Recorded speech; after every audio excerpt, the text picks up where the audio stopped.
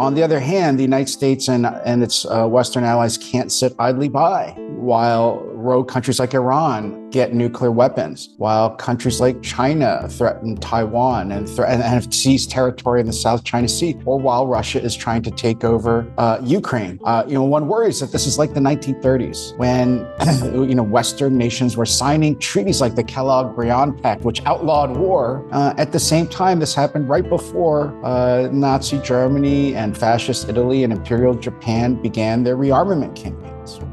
This is CBS Eye on the World. I'm John Batchelor. It is September 1962, Cuba. September 8th, September 16th, the arrival of Soviet intermediate-range ballistic missiles capable of carrying nuclear warheads. The Cuban Missile Crisis. One more time, because a new essay by John Yoo, Senior Research Fellow at the Civitas Institute, Distinguished Visiting Professor at the School of Civic Leadership at the University of Texas, as well as the Emanuel S. Professor of Law at the University of California, Berkeley Law School.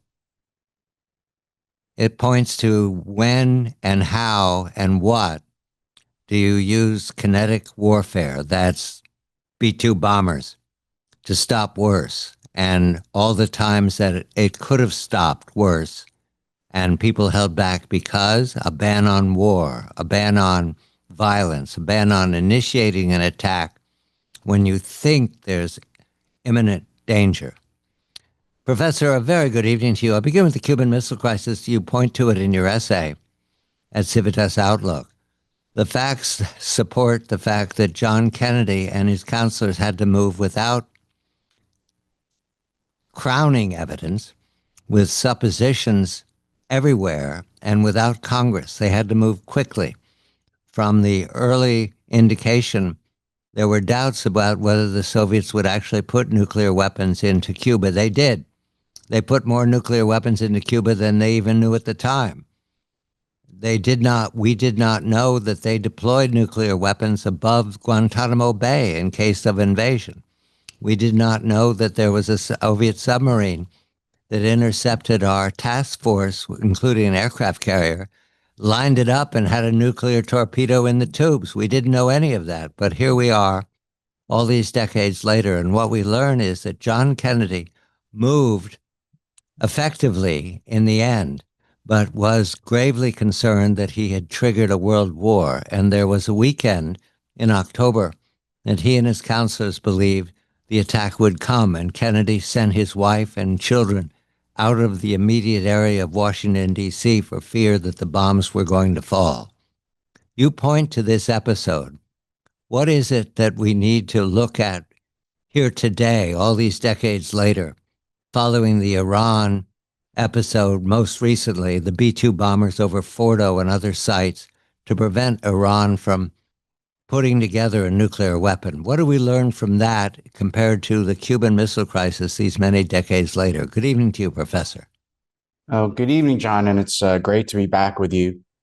The United States strike on Fordo, the Iranian nuclear program, caused me to think back, as you say, to the Cuban Missile Crisis, because both events show that when you have a world with nations developing nuclear weapons who have a hostile intent towards the United States or any country, that it changes the calculus of how we should think about using force. The traditional rule that Western nations have tried to develop over many decades was the idea that you should never use force. You should never go to war except in your self-defense. And the only exception to that is really if you're about to suffer what scholars for many years, jurists, courts, countries, including the United States, has said was an imminent attack, an attack that was about to cross the border, for example. And so I argue in the piece and make the case to you that that has to change when weapons of mass destruction are involved, when nuclear weapons are involved, that countries have to be able to act earlier. Because if you really are to wait for an attack to be imminent, it's too late, because the magnitude of the harm caused by nuclear weapons is so great. And so I say, for example, President Kennedy's, what many people consider President Kennedy's greatest moment in office. The Cuban Missile Crisis is a good example. President Kennedy didn't wait until the nuclear weapons, which, as you say, John, now we know we're already there.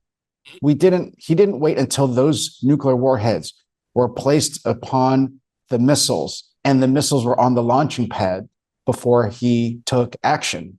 Instead, he took action before that happened. If you remember, he put up a blockade, which is an act of war, by the way. He put up a blockade around Cuba to try to forestall the components for the weapons being brought together. He didn't wait for the attack to become imminent. He acted earlier. And as you say, John, under enormous pressure of time and circumstance with limited resources and information. But he brought the country through it. And many people today think that's the closest that the world has ever come to a nuclear war. But we stepped back from the brink. And it, I think, led ultimately to the decisions to try to limit the competition in nuclear weapons. Because the international law says illegal, illegal, illegal. What do we do with that, John? Do we walk around the UN Charter? When the United States uses military action over Iran, when the United States uses military action over Iraq, all of the episodes of the last 20 years, do we accept the fact that that was illegal and say we were right? Is that how we do it?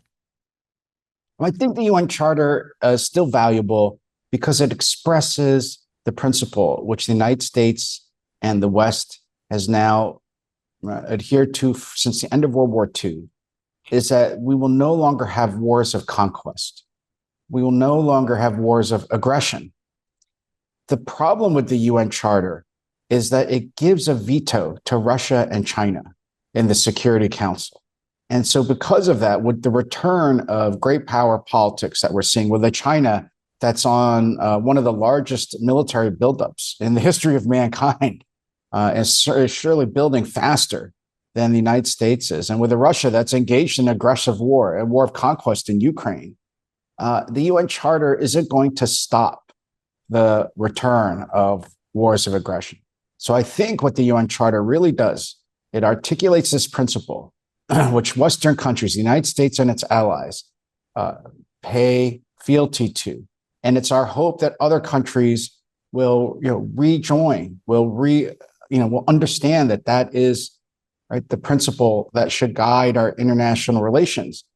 On the other hand, the United States and its Western allies can't sit idly by while rogue countries like Iran get nuclear weapons, while countries like China threaten Taiwan and have seized territory in the South China Sea, or while Russia is trying to take over Ukraine.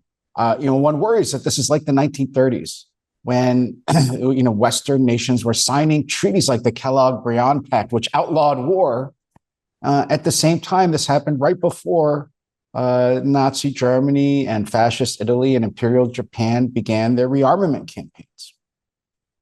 You mentioned the 30s. The example that again and again comes to mind is the Rhineland in the spring, late winter spring of 1936. Hitler convinced his generals to move on the Rhineland with troops, despite the fact that they had maybe one bullet per rifle, and they had to use horses. The mechanized stuff wasn't working. And Hitler sweated that weekend because he knew that if France had even sent a patrol, it would have stopped him and humiliated him, and the generals would have tossed him out of office. He knew that. France did nothing. Britain did nothing. They were heeing to the international understanding at the League of Nations. You don't use force unless you're going to be attacked. We can see clearly that was a mistake then, but there have been plenty of mistakes like that ever since. So what do we need, John? What is the recommendation from history about moving with force? You say in your essay the U.S. is responsible not just for its own self-defense, but for peace on earth. Is that too big of a mission? Is it something we can't handle? John, that is, I think, the hardest question facing our country today, facing students and practitioners of international relations right now, is what do you do in this period with the rise of challengers. One thing we can look back at and see is that the United States has done it successfully since 1945. People, even though we have had wars, we've had Vietnams, we've had Iraqs, people don't realize that since 1945, this has been the longest period of peace and prosperity in the history of mankind. And it's been underwritten by the United States. And of course, you're right, John, the United States couldn't pay for the defense of the whole world. It can't be the world's policeman. But what it had succeeded in doing is organizing all the other democracies, all the other the free market economies into attempting to engage in some kind of order. And it has succeeded. You could also look back and say the period between the Napoleonic Wars and World War and World War I, also a period of relatively great peace and prosperity, was underwritten by the British. Right? That was called the Pax Britannica. And you could say the period after 1945 has been the Pax Americana. And scholars would say the World War I and World War II, in a way, were problems because the United States wasn't yet ready to accept the mantle of leadership that the British tried to pass on to us. So I'm not as persuaded as perhaps some people might be that we're a power in decline. And if we're in decline, it's no longer possible for the United States to perform this role of global leadership. There have been periods where Americans have thought we've been declined before, the 1970s in particular, was another period where Americans were worried that our economy was shrinking, that we were suffering defeats abroad, and that we should also downsize our role in the world. And it turned out to be a mistake. Ronald Reagan returned, came to office and brought America back, and actually led to us winning the Cold War.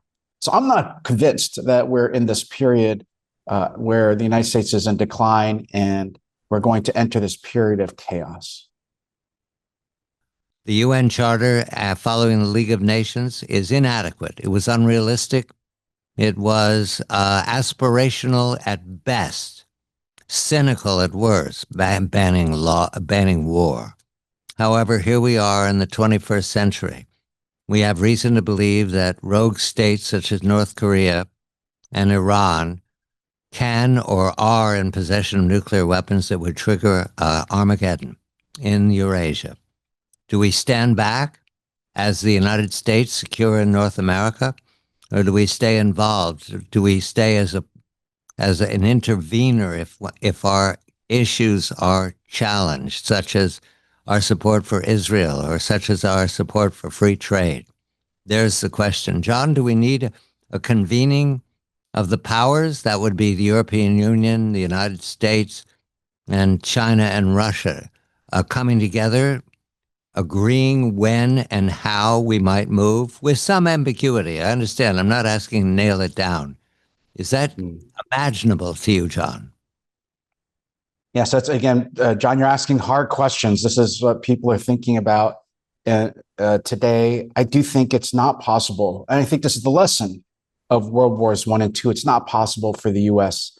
to withdraw, to hope that affairs in Europe and Asia will handle themselves and we can hide behind the oceans. We've tried that twice and it didn't work. And in the case of World War II, we suffered a devastating attack as a result and were pulled into a war unprepared.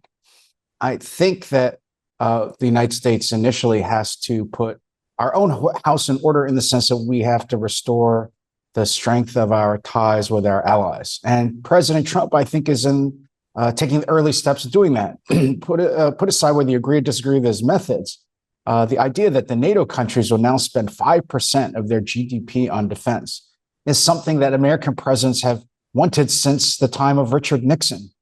That's got to be a first step, is to actually have Western allies that are no longer going to free ride on the investments made by the United States, but are going to try to collectively share the burdens. They've seen now what could happen in Europe with the first aggressive land war in Europe since the end of World War II in Ukraine.